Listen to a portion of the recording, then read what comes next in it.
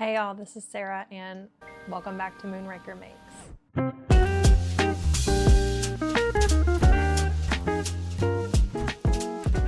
Today is going to be my very first knitting podcast episode, so we're going to follow kind of a standard knitting podcast format. Start with finished objects, move into whips, and then acquisitions, which I'm specifically going to talk about since this is my first podcast. I don't want to go through everything in my stash, but I'm going to go through specifically acquisitions I recently acquired on a trip to Alaska.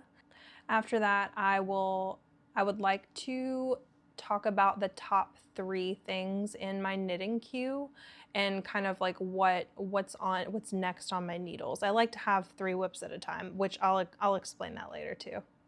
And at the very end, I'm going to have a mini vlog of my trip to Alaska. So stick around to the end if that's something you're interested in. Since this is my first knitting podcast episode, I'm going to talk about I'm just going to start this with everything I've knit in 2026 so far. So it is May. I have 5 finished objects, one of which I'm wearing, and I'll get into. But the first 2 finished objects that I have for you today, I already talked about in my Everything I Knit video, but I'm going to go into a little bit more detail in this video. My first finished object is the Dagmar Zipper Sweater Man by Petite Knit. I knit this, I'm kind of scooted over here because you can see the lights coming in through the blinds. Was kind of blinding, but this I made for my husband, which I'll insert some photos of him wearing it as well. I knit this out of Drops Nepal in the shade medium brown or mixed brown. You can kind of see it's got this nice, like kind of fuzzy texture. This is a worsted weight pattern. I was really happy with the way that this turned out. The only modification that I made was to the inside of the zipper. The zipper instructions have you do a double knit zipper placket, and I included that on the inside too, so that the zipper is fully enclosed, so you can't actually see the zipper tape here on the inside. Other than that, I'm really pleased. I kind of was racing earlier this year to finish this so that my husband could wear it on our trips to Alaska. Overall, the knitting experience on this was really nice. The charts were a little bit more complicated. This is definitely my most complicated project to date. You have on the right side, all the cables are right leaning, and on the left side, all the cables are left leaning, and that's true for the sleeves as well. So just having some like notebook paper or like printing the pattern out to kind of remind yourself of that, make sure you're on the right chart. I actually had like a piece of paper and I was kind of like lowering it down as I went through the chart so I could keep an eye on where I was. I also marked in the main chart like which rows were a cable chart for the honeycomb section so that I could just like remind myself where I was. Ripping this particular part back is not a good idea. Unless you're doing it like a few stitches at a time, like just pulling the whole needle out, ripping it back, and then trying to pick the stitches up again, it incredibly messed up like this honeycomb section. I think I had to rip out like a 5-inch section at some point just to go back and fix some of the stuff that I had messed up. So this is definitely not a project to do while you're watching a really interesting TV show. This is like a background noise kind of project that you really need to focus on. But I also made the happy accident that this also fits me. So though I have plans to make myself a matching Dagmar jacket in this yarn, I am glad that this fits me too. This used, I think, both my husband's size, so this is the men's size large, and I think his size and then my size in the Dagmar jacket both call for 22 balls of Drops Alaska. So I think I ordered 45 balls, and this did use exactly, like I think just shy of 22. So the yarn estimates are correct. Overall, I think this is a great pattern, a great yarn, and this was a great project I'm very happy with. And obviously I would and will knit it again because I'm going to knit myself a matching jacket real soon. So my next finished object is the Winnie Top by Lily Kate France. I knit this out of Coast to Coast Sport Weight in the color Cults, Curses, and Cannibalism. I think this was about, I bought 300 grams and I used about probably like 270. I think I had about 30 grams left. So I was pretty spot on with my estimates. I just wore this yesterday actually, so I had it kind of laying out to air it out, but I'm really happy with the way this came out. This pattern, Lily Kate France is a really great pattern writer. It was really easy to follow. It's got all these beautiful details like down the side. There's this lace down both of the sides. You can kind of see that this is what the top seam looks like on the back. And then you have this lace, sorry about the sunbeams, this lace edging that's done all around both the, like all of the openings. So the neck hole, both armholes, and the hem. I had never done anything like this before. So this lace is done using a 3-needle bind off technique. It looked really intimidating when I first kind of looked at it, but I'm really happy with the way the instructions were, and then also just like how it turned out. The lace was a little complicated to figure out at first, but once you get the hang of the repeats, the rest of it like went pretty quickly. This yarn is beautiful. I just wore this actually, I wore it to a Braves game, which we lost, but I thought this was appropriate for a Braves game. I think the last time that I talked about this pattern, I mentioned that it does have 3 waist decreases down the side. The only mod that I made to this was making it quite a bit longer because it would have been very much cropped, and I wanted like a full-length shirt. My only regret with this project, which was it was a big mistake on my part, just because I wasn't paying attention. I was like at a friend's house knitting this up. We were chatting, and I ran out of one skein. I was alternating skeins because this is hand-dyed yarn, and I changed skeins like right in the middle of the front of the shirt, so you can see.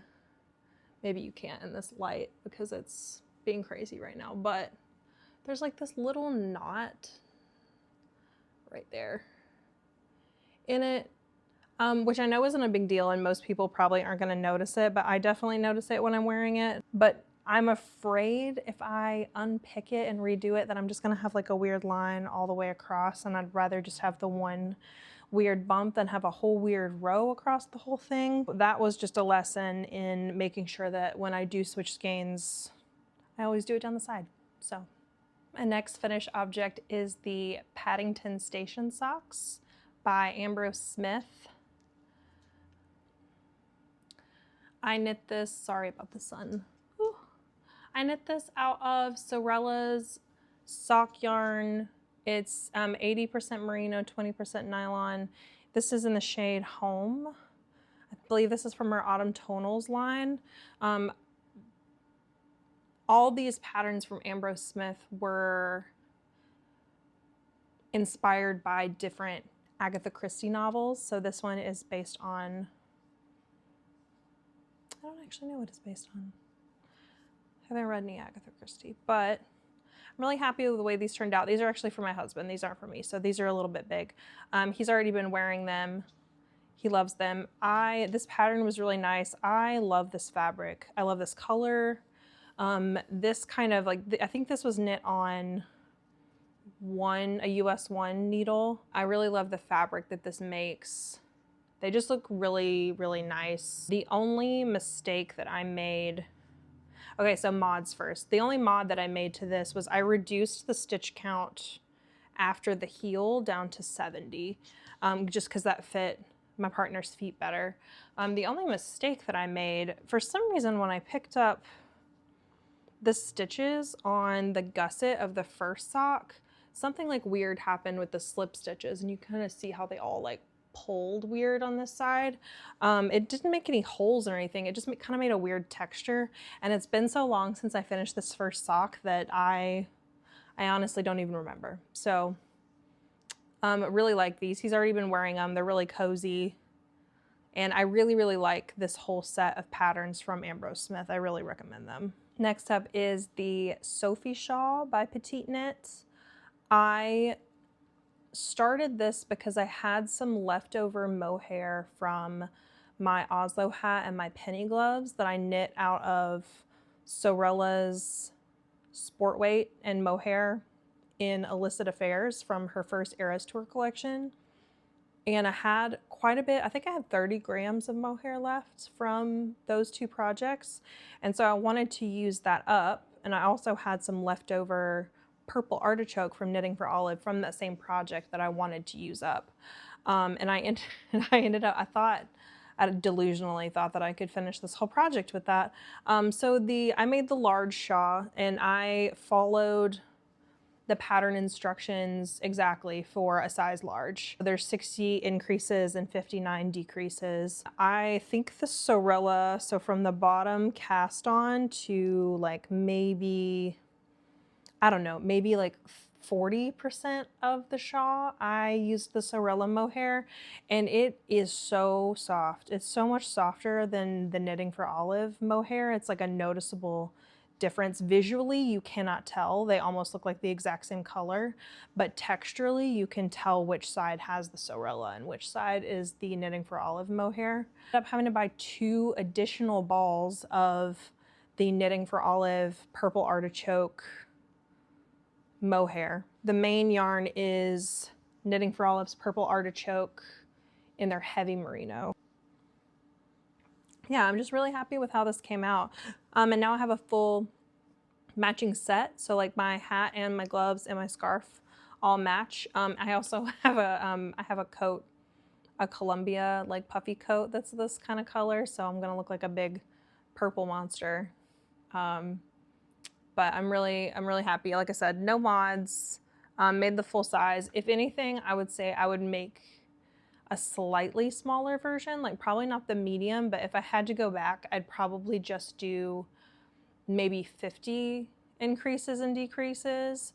I also, the pattern for this size called for 6 balls, so 300 grams. And I think I used just over 200. So I probably could have bought 1 less ball of yarn, but I've just got to figure out something to do with that unopened one. I've got like 1 3/4 left of a ball of this heavy merino purple artichoke that may go into an excavation blanket, maybe?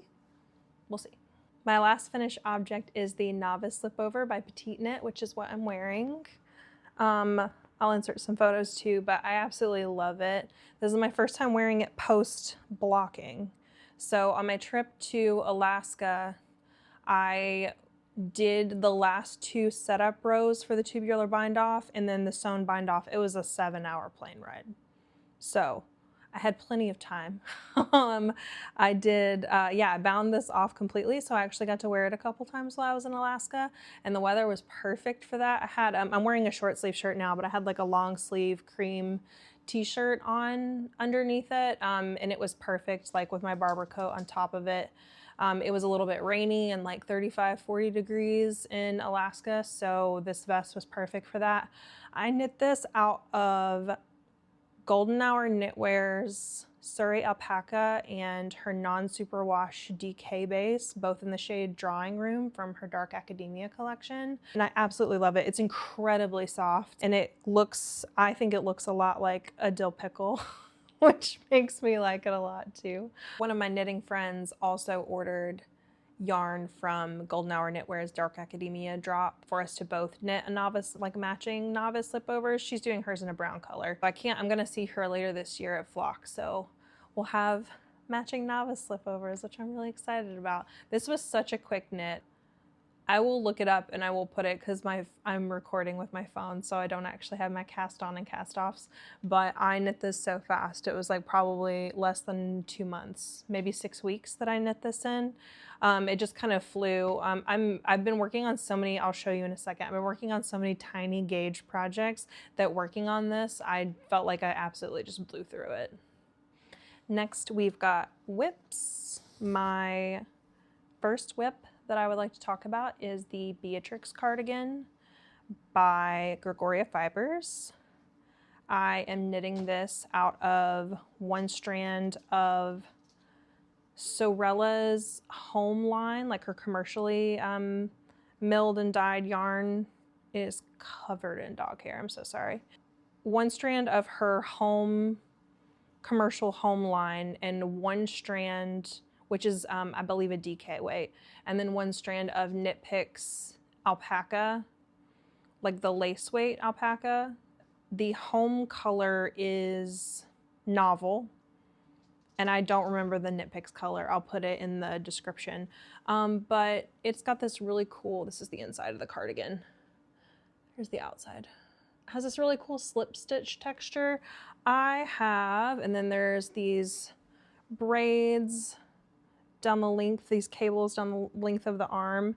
I am really pleased with this so far. So I have the body almost done. I have 1 sleeve done because I was knitting on the body for so long. I got so bored. I went ahead and cast the sleeve on and completely finished it. I'm doing the bottom ribbing right now. Mods wise, the only changes I've made to this so far have been the length. I think from the underarm down, when you start on the just like knitting flat back and forth for the body, you're supposed to do 31 for my size total repeats. I tried it on the other night and I'm at 26, and that was long enough for me. And I do anticipate, based on my swatch, that this is going to grow a little bit in blocking. So I went ahead and started on the ribbing. I'm about halfway through the ribbing on the body. And then the sleeve has the wackiest decreases. And I'll say that's one of the biggest, sorry, I'm like still taking dog hair off this. That's one of the things that people comment the most about on Ravelry in their notes, is you can kind of see like this crazy shape that this makes. It doesn't look like weird when you're wearing it, but what I noticed, so for me, and a few other people had this comment, when the cable pattern stops, you're right here, which for me was not, or like right here, was not nearly long enough of a sleeve. So I did 1 whole more cable repeat, which on the chart in the pattern is rows like 5 through 12. I just did 1 more of those with no decreases, just like went straight up, and then did the recommended amount of the cuff. And after trying that on, I am happy with that so far. So I'm excited to get this done. Obviously, just in time for summer, now that it's nice and hot. Not gonna be wearing this anytime soon, but I would like to have it finished so that when it does get chilly this fall, I have it ready to go. Pattern instructions so far, slightly confusing, but it is rated as an advanced pattern. So, you know, you get what you ask for. I am knitting, I believe, the 2nd to largest size in this. I wanted it to be kind of like boxy and oversized, which I think this style of cardigan is really well suited for. I wound my 2 yarns together.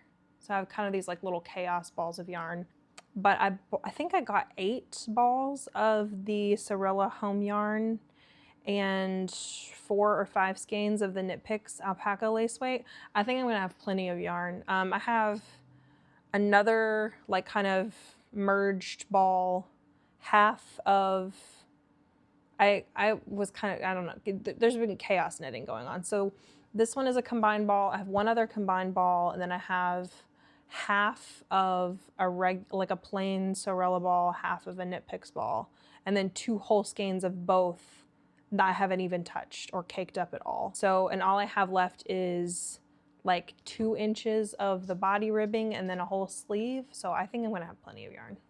I generally like to have 3 whips going at a time. When I was knitting this slip over, I ended up having 4 just because I wanted, as soon as I got the yarn, I went ahead and cast it on because I wanted to make sure I got it done with plenty of time.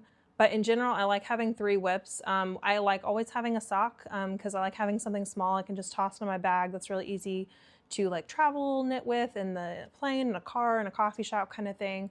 And then I like having 2 other whips to be able to kind of ping back and forth between. So if I get to a hard spot in one, I need to take a breather, I can go work on a different one. In general, any more than that, it feels a little bit too chaotic for me, and I I go back to another whip and I'm like, oh, like what was I doing? Like what part of this project was I on? Like 3 is a number that works really well for me. The next project that I want to talk about is the Mixed Rib Cami by Florence Miller. I am knitting this out of, I bought 200 grams of Toil and Trouble's Yak Skellington base in the shade Belladonna.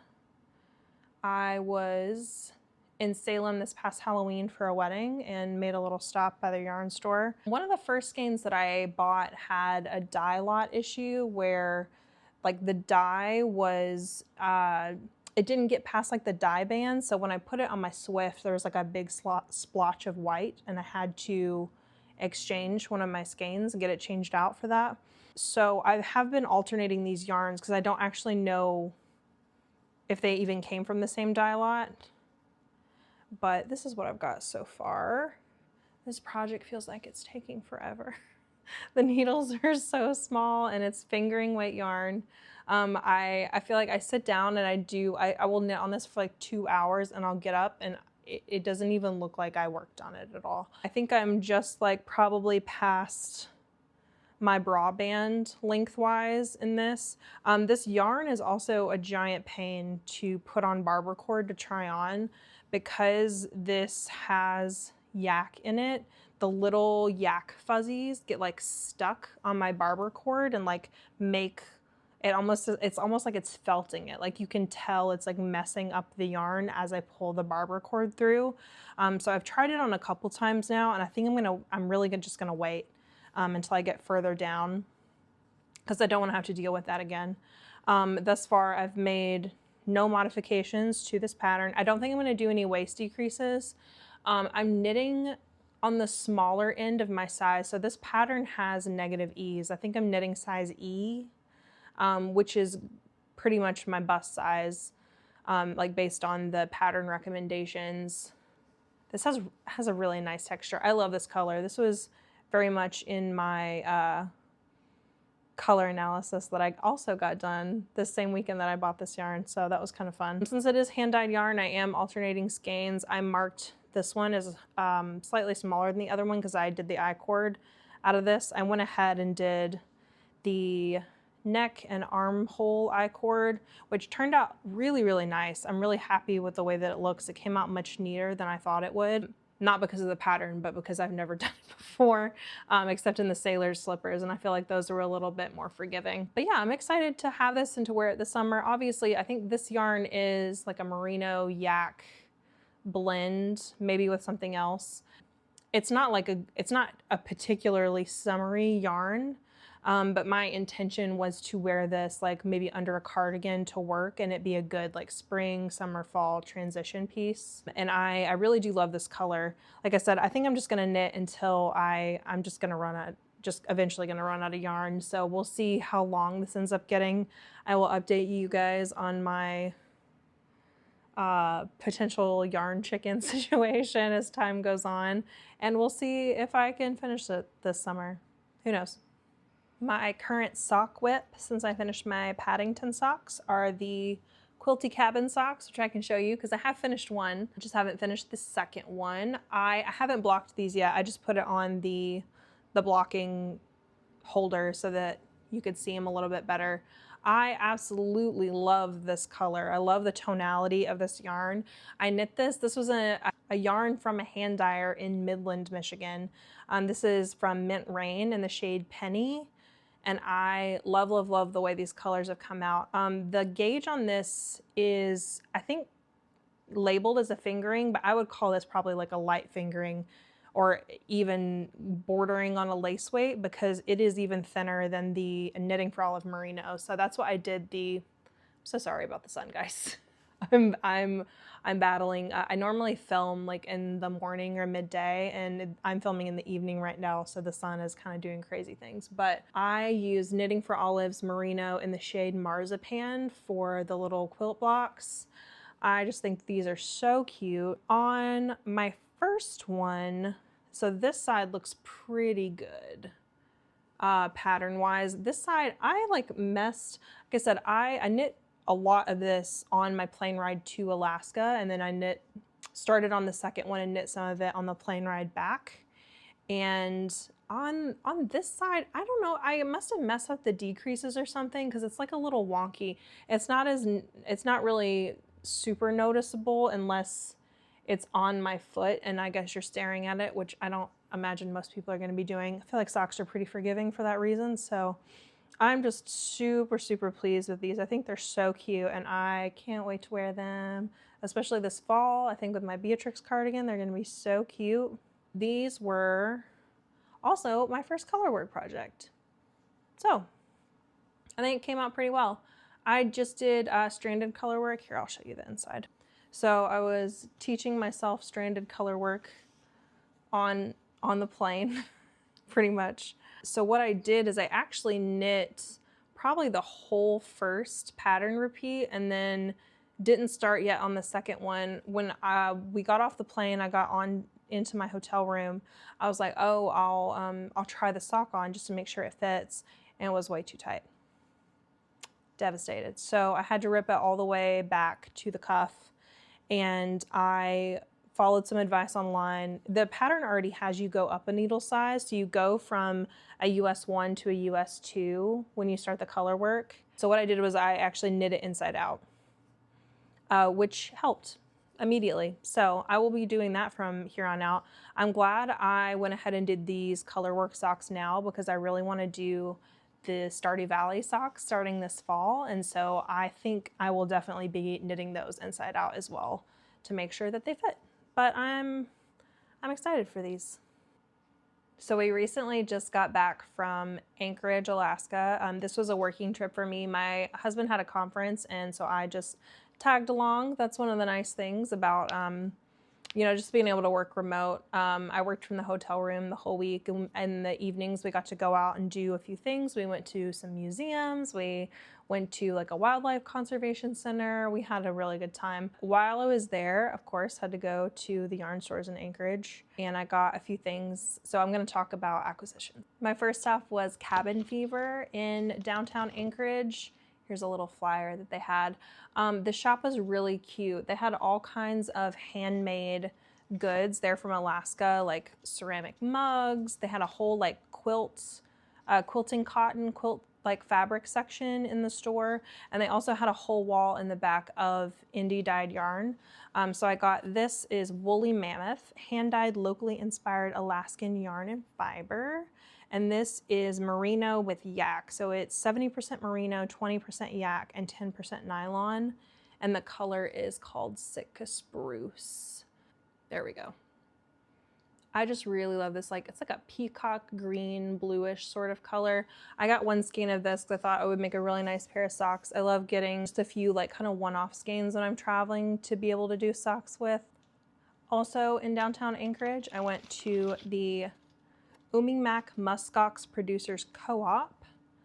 They have, this is a Alaskan Native heritage business. So the undercoat of a musk ox is called kivyat, which, is it on here? Is it spelled right? Yeah, there we go. So I got one skein of kivyat yarn. This is undyed, a lace weight, in this really pretty brown color. I think this will make a really good like neck scarf or something. Muskox are native to the Americas and Canada, and they have reestablished some wild breeding populations in Canada. And they have a lot of Native Alaskans who are spinning the yarn and then spinning the fiber into yarn, and then also knitting into traditional garments with traditional patterns. So they had like cowls and scarves and a few different like indigenous garments that they were making and selling, but you could also just buy the yarn, which is what I did. The hand feel of the actual fiber, they had like a fiber sample there, was so incredibly soft. The store was really cool. They had like a big board of a bunch of different fiber types that you could feel the swatches of and kind of compare them to kivyat so you could feel how soft it is. The ladies were really nice, and they had, this is just the undyed like natural color of the kivyat, and then they also had the bleached color so they could do contrast patterns with it. And then they had a DK weight as well that came with a one of the like the native cow patterns. I also made a trip out to the Far North Yarn Company, which is not in downtown Anchorage. It's, I guess, south of Midtown Anchorage. It's quite a bit away from the city center, but if you're like going anywhere around Alaska and have a car, it's very easy to get to. This is a great like local yarn shop. They had so many different brands and notions. It was really quiet in there, like in a very peaceful way, like you can hear yourself think kind of way. And they had a really great like selection of summer yarns as well. I actually ended up picking up though was this Zauberball Crazy, which is one of these, you know, like crazy mixed yarn balls. I've seen some people in podcasts like talk about this being one of their favorite sock yarns. I think it looks really fun. So I'm not really sure what I'm gonna make with this, but I really liked the color. What was it called? Piano Bar was this shade name. So that was fun. And the owner was really, really sweet. We had a short chat. So finally, I just kind of wanted to talk about the next 3 projects, like once I finish my current whips, what kind of the top 3 in my queue are. I was thinking I have, sorry if you hear ice clinking, I have lime LaCroix. I was thinking my next 3 projects, for my sock project, the little paddock socks, which are also by Ambrose Smith. I've been, you know, like I said, working my way through that pack of patterns from her.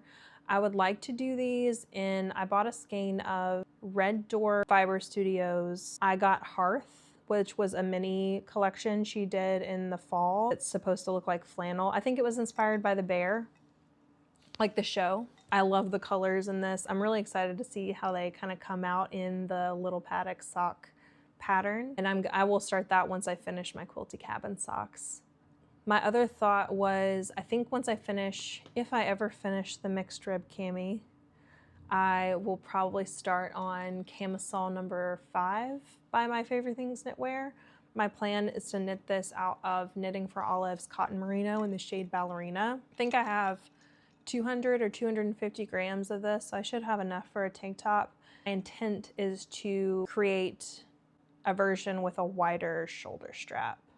I'm really excited to potentially knit this up this summer, and because I haven't tried Knitting for Olive's Cotton Merino. I've knit a swatch. I've knit a couple swatches actually. I'm trying to get gauge for a different project, which I could not. So I'm hoping this is the project. A lot of people have knit camisole number 5 out of Knitting for Olive Cotton Merino, so my hopes are pretty high that it'll work out.